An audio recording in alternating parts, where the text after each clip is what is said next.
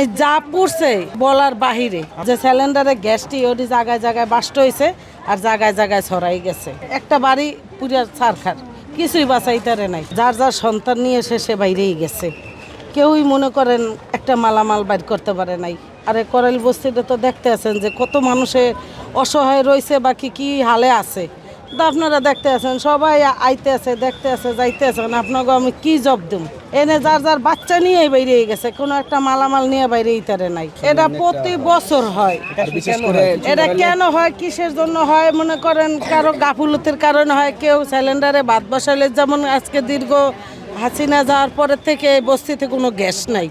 Gas হ্যাঁ, কেউ cylinder আনছে, কেউ লার্কিতে রানছে।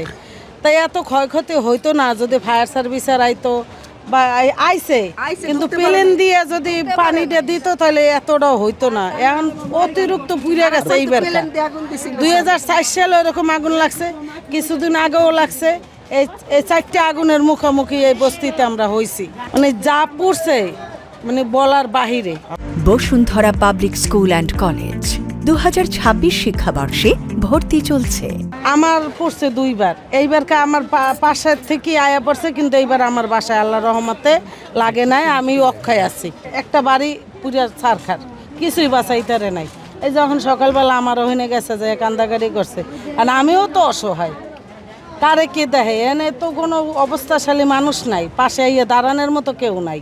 আর বেশিরভাগই ক্ষয়ক্ষতি হয়েছে আমার সিলিন্ডারে। যে সিলিন্ডারে গ্যাসটি ওটি জায়গায় জায়গায় বাস্ট হয়েছে আর জায়গায় জায়গায় ছড়াই গেছে।